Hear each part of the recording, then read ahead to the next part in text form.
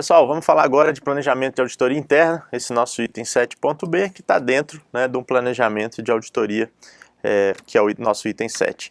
Planejamento de auditoria interna, pessoal, aí tem uma outra norma, né, NBC-TI 01, que é uma norma que fala de auditoria interna, e lá ela fala de todos os pontos da auditoria interna, inclusive do planejamento, tá? Primeira coisa que a gente tem que entender, pessoal, ou melhor, relembrar, né, que o auditor interno é um funcionário da empresa, né, ele faz parte daquela empresa que está sendo auditada, né, por ele mesmo. Então esquece aqui agora a parte de auditoria independente, beleza? E é óbvio que por ele estar dentro, né, da empresa e por uma das principais funções dele ser assessorar aquela administração, o planejamento vai ter umas características peculiares. Tipo essa aqui, ó, que a gente já consegue identificar na própria definição.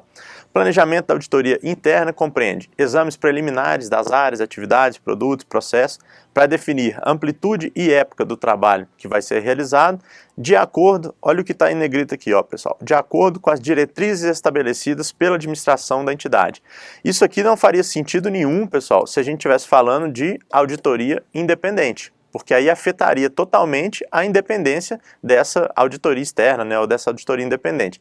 Já para a auditoria interna, como ela está lá para assessorar a alta administração, pessoal, faz sentido, tá, que a diretriz seja estabelecida pela própria empresa. Isso não quer dizer que ela vai perder totalmente a sua independência. Não, ela tem a liberdade, o auditor interno tem a liberdade para propor auditorias, né, nesse planejamento, mas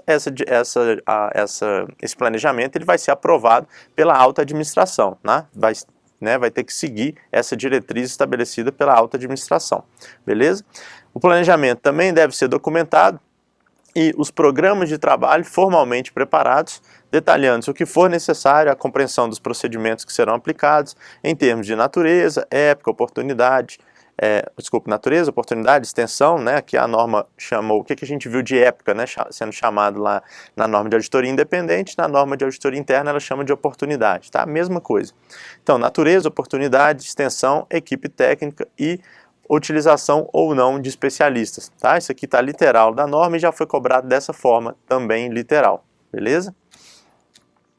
Ainda, pessoal, alguns fatores relevantes que o auditor interno vai ter que verificar, vai ter que lembrar, né? Conhecimento detalhado da política e dos instrumentos de gestão de risco da entidade. O auditor interno tem que ter esse conhecimento, pessoal, para fazer realmente, para planejar a sua auditoria de acordo com o que realmente a administração quer, espera, né, daquele auditor, né? Por quê? Porque o auditor interno, uma das avaliações que ele faz, uma das auditorias, né, que ele pode fazer é justamente verificar aquela gestão de riscos que a entidade está se propondo a fazer, a forma como a entidade gere os riscos, né, daquela entidade. Então ele tem que conhecer esses instrumentos. Conhecimento detalhado de atividades operacionais e dos sistemas contábil de controles internos e o seu grau de confiabilidade, tá?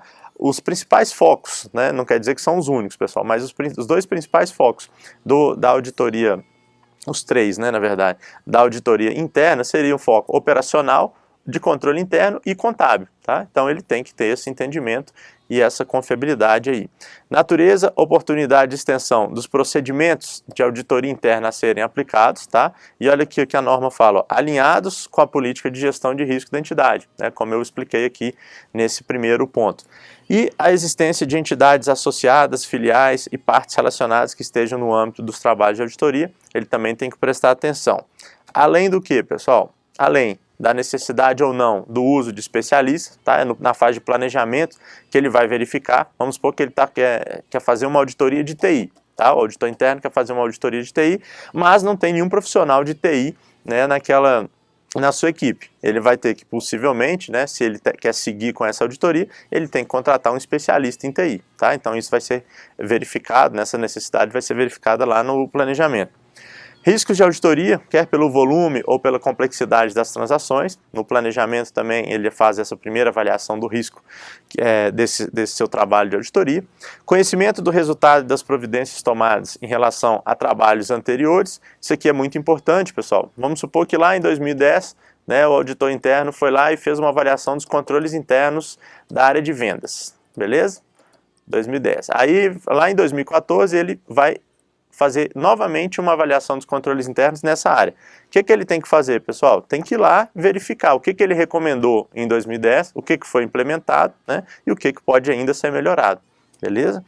As orientações e expectativas externadas pela administração aos auditores internos, como a gente viu, né, o auditor interno ele está dentro da empresa, então ele passa por essa diretriz, né, essa externalização dessas expectativas da administração. Então ele tem que verificar isso no planejamento.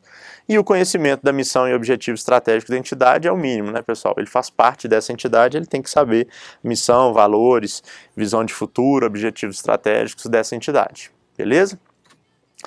Pessoal, então de auditoria interna, os pontos um pouquinho diferentes do que a gente viu em auditoria independente são esses, tá?